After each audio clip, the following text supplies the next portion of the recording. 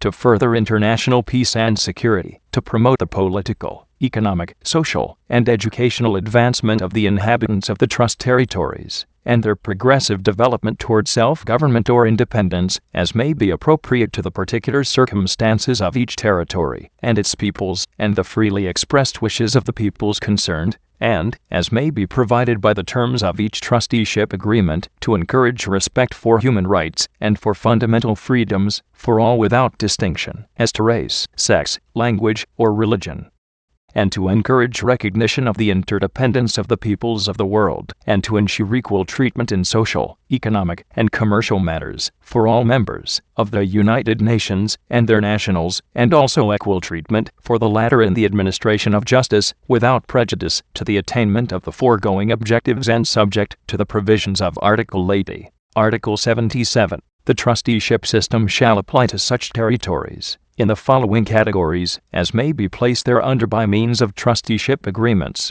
territories now held under mandate, territories which may be detached from enemy states as a result of the Second World War, and territories voluntarily placed under the system by states responsible for their administration. It will be a matter for subsequent agreement as to which territories in the foregoing categories will be brought under the trusteeship system, and upon what terms.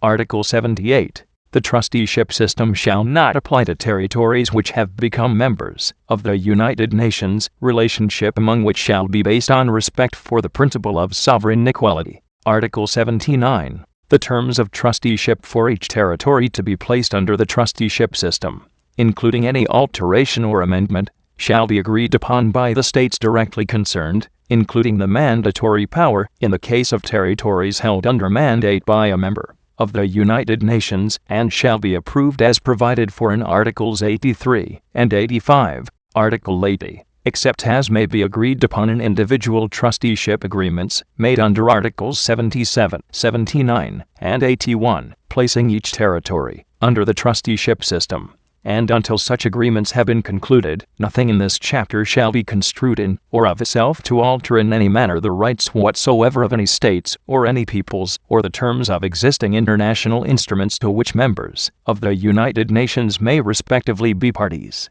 Paragraph 1 of this article shall not be interpreted as giving grounds for delay or postponement of the negotiation and conclusion of agreements for placing mandated and other territories under the trusteeship system, as provided for in Article 77. Article 81. The trusteeship agreement shall in each case include the terms under which the trust territory will be administered, and designate the authority which will exercise the administration of the trust territory. Such authority, hereinafter called the administering authority, may be one or more states or the organization itself. Article 82. There may be designated, in any trusteeship agreement, a strategic area, or areas which may include part or all of the trust territory to which the agreement applies, without prejudice to any special agreement or agreements made under Article 43. Article 83. All functions of the United Nations relating to strategic areas, including the approval of the terms of the trusteeship agreements and of their alteration or amendment, shall be exercised by the Security Council. The basic objectives set forth in Article 76 shall be applicable to the people of each strategic area.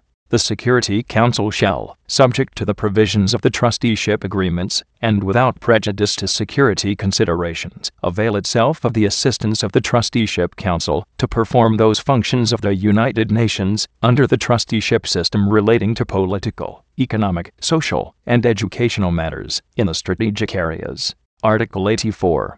It shall be the duty of the administering authority to ensure that the trust territory shall play its part in the maintenance of international peace and security. To this end, the administering authority may make use of volunteer forces, facilities, and assistance from the trust territory in carrying out the obligations towards the Security Council undertaken in this regard by the administering authority, as well as for local defense and the maintenance of law and order within the trust territory. Article 85. The functions of the United Nations with regard to trusteeship agreements for all areas not designated as strategic, including the approval of the terms of the trusteeship agreements and of their alteration or amendment, shall be exercised by the General Assembly. The Trusteeship Council, operating under the authority of the General Assembly, shall assist the General Assembly in carrying out these functions. Chapter 13. The Trusteeship Council, Composition. Article 86. The Trusteeship Council shall consist of the following members of the United Nations, those members administering trust territories, such of those members mentioned by name in Article 23 as are not administering trust territories, and as many other members elected for 3-year terms by the General Assembly, as may be necessary to ensure that the total number of members of the Trusteeship Council is equally divided between those members of the United Nations which administer trust territories, and those which do not. Each member of the Trusteeship Council shall designate one specially qualified person to represent it therein. Functions and powers. Article 87. The General Assembly and, under its authority, the Trusteeship Council, in carrying out their functions, may consider reports submitted by the administering authority, accept petitions, and examine them in consultation with the administering authority, provide for periodic visits to the respective trust territories at times agreed upon with the administering authority, and take these and other actions in conformity with the terms of the trusteeship agreements.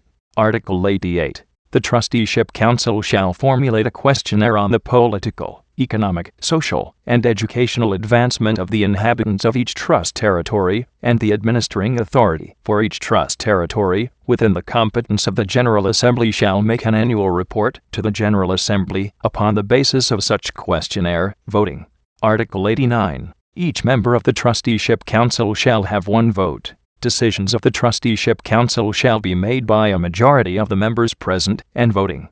Procedure. Article 90. The Trusteeship Council shall adopt its own rules of procedure, including the method of selecting its president. The Trusteeship Council shall meet as required in accordance with its rules, which shall include provision for the convening of meetings on the request of a majority of its members. Article 91. The Trusteeship Council shall, when appropriate, avail itself of the assistance of the Economic and Social Council and of the specialized agencies in regard to matters with which they are respectively concerned. Chapter 14. The International Court of Justice. Article 92. The International Court of Justice shall be the principal judicial organ of the United Nations. It shall function in accordance with the annexed statute, which is based upon the statute of the Permanent Court of International Justice, and forms an integral part of the present charter. Article 93. All members of the United Nations are ipso facto parties to the statute of the International Court of Justice. A state which is not a member of the United Nations may become a party to the statute of the International Court of Justice on conditions to be determined in each case by the General Assembly upon the recommendation of the Security Council.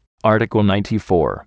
Each member of the United Nations undertakes to comply with the decision of the International Court of Justice in any case to which it is a party. If any party to a case fails to perform the obligations incumbent upon it under a judgment rendered by the court, the other party may have recourse to the Security Council, which may, if it deems necessary, make recommendations or decide upon measures to be taken to give effect to the judgment. Article 95. Nothing in the present charter shall prevent members of the United Nations from entrusting the solution of their differences to other tribunals by virtue of agreements already in existence, or which may be concluded in the future. Article 96. The General Assembly or the Security Council may request the International Court of Justice to give an advisory opinion on any legal question. Other organs of the United Nations and specialized agencies, which may at any time be so authorized by the General Assembly, may also request advisory opinions of the Court on legal questions arising within the scope of their activities. Chapter 15. The Secretariat. Article 97. The Secretariat shall comprise a Secretary General and such staff as the organization may require. The Secretary General shall be appointed by the General Assembly upon the recommendation of the Security Council. He shall be the Chief Administrative Officer of the organization. Article 98.